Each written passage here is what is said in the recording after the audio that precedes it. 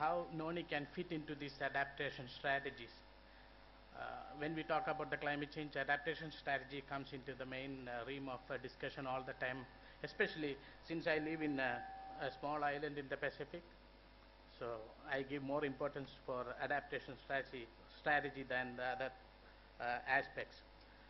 So, so the topic of, the title of my presentation is Noni-based agroforestry systems as an adaptive strategy based in a strategy in a challenging climate. I live in Yap. It's a small island in the Pacific, and the work which I am going to present is based on my work for the past 10 years. It's a case study. So that's in a nutshell. So this is an overview of the topics which I'll be presenting today. We have introduction, and then we'll briefly going over the topics. As you can see, I move on to the slides. The topic which I will be emphasizing is the agroforestry, and I think briefly Dr. Ratnam has emphasized this one. Agroforestry is a climate-smart production system that sustainably diversifies the environmental, ecological, socio-economic benefit of the subsistence farmers. I work with the small island farmers. It's mostly traditional farmers, so most of my discussion is focused on the traditional agriculture. Agroforestry is considered more resilient than monocropping to increasing effect of changing weather patterns because it can cushion, it can absorb the ill effects of the climate change. It holds great potential for coping with climate change by addressing food security and livelihood needs of the vulnerable smallholders. This is very important. Noni being one of the most important traditional medicinal plants of the Pacific Islands with high environmental tolerance, it's an ideal species for agroforestry systems in a variety of habitats. An integration of Noni trees thus into smallholder systems not only enhance the livelihoods but also helps in adaptation strategies. Now, whenever I say about Yap,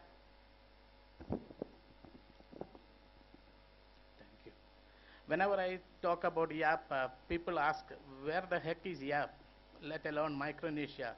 It's a group of islands spread across the North and Pacific, almost between 100 to 140 longitude and 5 to 11 north of the equator latitude.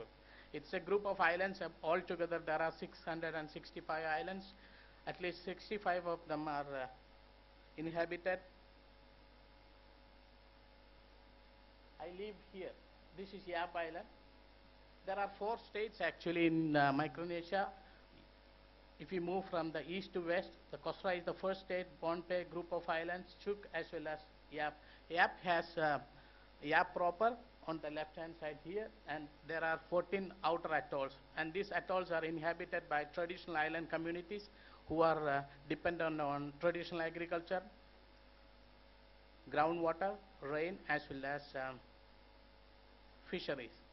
So when a climate change, something like ill effects happens, the entire traditional agricultural system as the food security is the one which is being damaged. So the entire food security being affected, the community has to move from looking for different localities. Some of the outer atolls are very small in area. Actually, this is a Ulithi atoll part. You can see some, the inner part is the lagoon towards the seaside, as well as some of the small islands, and then inhabited by the traditional communities. Some of them are very small. Even the island which I stay is only 40 square miles area, and 7,000 people lives there. This is a Faiz island. It's 500 people are staying there. This is Yap proper, where the island which I stay.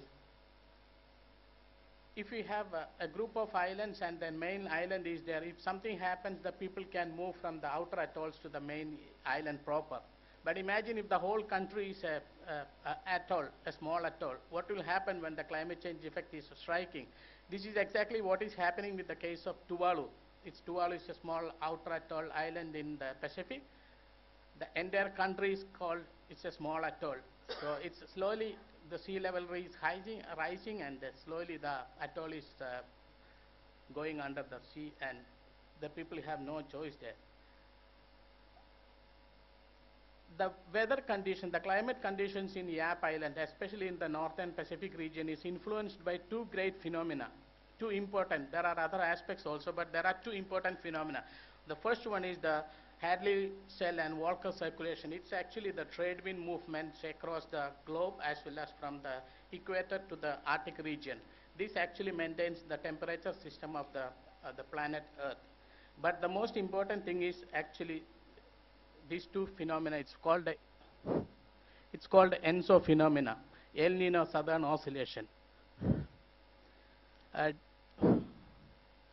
During the La Nina phase on the right-hand side, here we get above normal average rainfall.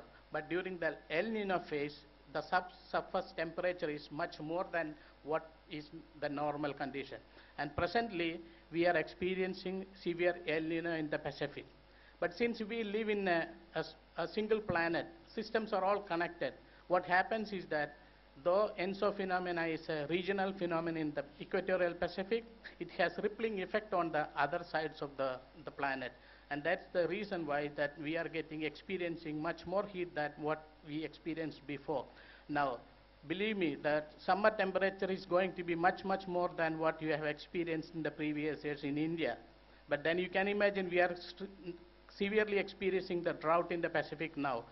Absolutely no rain, and I don't think as per the models and predictions, the rain is not going to come until August.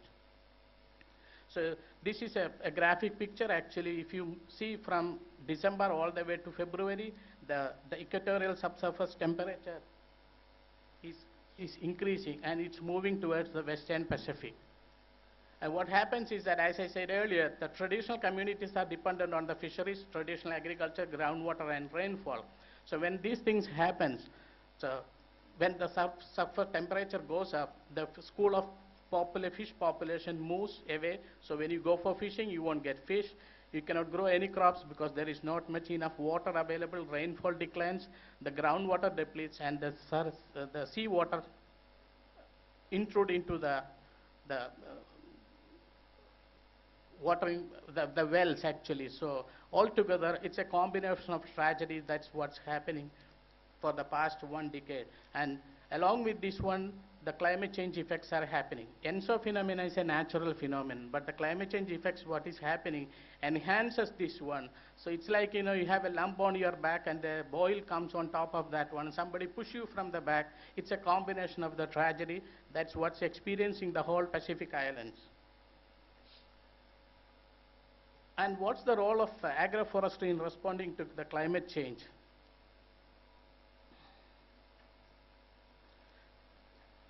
When the climate change effects happens, it exactly strikes the food security of the island population. As I said, this is a case study, so we mostly focus on the food security issues. So it exists the 4 pillars of the food security: availability, accessibility, stability, and utilization. So any studies or any adaptation strategies that we follow must focus on addressing the food security issues. So agroforestry is a sustainable land management practice that increases the overall yield of the land, combines the production of crops, trees, and livestock simultaneously on the same land, and applies management practices that are compatible with the cultural practices of the local population. Especially if you are living in a small island, you have to give great importance for the cultural practices and the traditional aspects of the communities which live there. Agroforestry systems are often location specific. There is no standard design. Depending upon the location and then the community's acceptance, we design a strategy and then we apply that strategy. Climate change generally threatens the 4 dimensions I already mentioned. This was the island landscape before I started working in 2004. So in 2004, in Yap, especially the whole Micronesian islands experienced a hit by a super typhoon. It was so powerful that most of the vegetation in the islands and the communities were affected. So after 8 months, the government purchased this barren land. It's a totally degraded land. Purchase this land from a private party and then give to the communities to inhabit. But living in a barren land it's a hell of a problem at that time. So we started providing the extension assistance to these communities. And after 8 months, this was the condition. Communities started migrating to this new location. But simply by inhabiting that island, the land was not possible because we had to change the entire soil characteristics because initially it was a barren land with acidic, volcanic red acidic soil that the structure has to be changed. So agroforestry is the age-old sustainable land use system across the Pacific. So we thought of adopting this technique because the communities are traditional island communities are much more aware of this technique. So diversity of agroforestry system with the broad crop portfolio allows smallholders to reduce the market risk. If you use only one crop and if something happens, everything will lose, you have to wait for another crop cycle to complete. But if you have a broad system of crops within the same plot, we can have a polyculture system. It will be much more effective. Not only that, when it distributes labor more evenly over the year and derive income from different crops over short, medium, long-term horizons after planting. This is very especially beneficial for the small-scale farmers. One of the strategies that we adopted in this particular location is the mosaic restoration. Means the community houses are there, home gardens are there, livestock are there, trees, annual crops, all kinds of crops mixed together so that people get benefit in the multifarious ways. And not only that, when it supports the double filter requirements of the FLR, forest land restoration effects, it supports the human well-being as well as the ecosystem integrity. And blending the traditional knowledge with the food security requirements, we constituted, it helps actually to come up with a food forest in many layers. We presently now, after 10 years of work there, we can see that an overstory breadfruit, mango, coconut, chestnut, betel nut, etc., and a middle canopy, including noni, banana, and citrus, and papaya, and there are a variety of annual crops like traditional root crops and vegetables. The important thing is that the multifunctional land use system ensures economic viability, improves biodiversity, ecosystem services, carbon sequestration, which helps in benefiting the local communities as well as the society as a whole. So what makes the Noni special in restoration forestry? As far as this particular case study is concerned, and also Dr. Ethinam has already mentioned that Noni is a climate change ready plant, and it is the most acclimatized plant in the Pacific, and it's very climate hardy. Ever since its journey from the Southeast Asia 2,000 years ago as a famine food, the early voyagers carried that one from Southeast Asia to the southern Pacific. It established in almost all Pacific islands in different habitats, different soil conditions, and different. It grows extensively in disturbed forest, dry to mesic forest, grasslands, etc. It has wide range of environmental tolerances and thrives well in different kinds of soils. This is very important in the islands because if you move from one island to the other, atolls to another one, you can have the different soil characteristics, acidic soils, alkaline soils, carbonatic soils, and limestone raised beds. So this is an atoll, Majuro Atoll in Marshall Islands. It's only half a mile width, about 40 to 50 miles long. And still the Noni grows very nicely there, and some of the soil pH here is over 8 in the pH scale. It's a very high alkaline soil. It grows very nicely in the coastal settings, in the red soil also, volcanic red soils. This is a limestone, raised limestone bed, actually the Faiz Island. This is more closer view. The central part was used for phosphate mining during the Second World War time, Japanese. But presently the Noni is growing along the periphery over the coast. But it's over, it's elevated platform, carbonate platform, and the pH of the soils here is 7.8 to 8.1, so highly alkaline soil. Also it grows, Dr. Ethinam has already mentioned, it grows from mean sea level. Actually it's not 400, it's beyond that one. If you happen to be in the big island of Hawaii, if you drive from Hilo all the way to the Kilauea, you can see the density of the population declines as you climb up. It thrives well in high temperatures, first to colonize when the basaltic lava flows, tolerant to extreme salinity. I think Dr. Singh has studied that one, I think up to 21 to 0.3 decisiemens per meter, tolerant to salt spray. Scott Nelson took me to this Keleava volcanic area in 2006. That was, I think the last eruption was in 1982. So even after almost 25 years, you could see the fumes coming. And if you go today, you can still see that fumes will be coming. And this is the volcanic crater. And once the lava flows and cools down, Noni will be first among the other plants also to start colonizing it. And you can see a luxuriant growth when the lava cools down. This is actually the lava completely cooled down, and it's a nutrient rich. And it also tolerates elevated soluble aluminum level. This was the things which we discussed yesterday, and this particular soil in the Yap community settlement is highly acidic soil. Its pH is 5.1. What happens is that at that pH, the aluminum becomes soluble and becomes toxic for the plant, so no plants will be able to survive. So the best strategy is that you elevate the pH up to at least neutral level 7.1, at least 6.8 or to 7.1, so that the aluminum becomes locked, and even if you add the nutrients, the plants will be able to absorb it. And you can see this one, up to 20 centimeter depth, you will be able to see 80% soluble aluminum. That's highly toxic for the plants. So our first strategy was actually to use the volcanic soil management practices. Also, Noni regenerates rapidly from shoots. It does not compete with any other plants, and Noni-based agroforestry systems are culturally acceptable because this is very important for the island communities. And it also supports the basic principles of SLM, sustainable land management. It increases the land productivity, it improves the livelihoods, and improves the ecosystems. And after 10 years, we analyzed the benefits actually.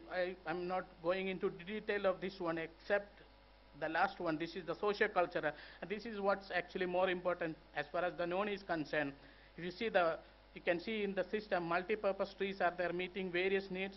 We have a very positive result, as well as it's culturally important crops among the other crops. We have very positive result.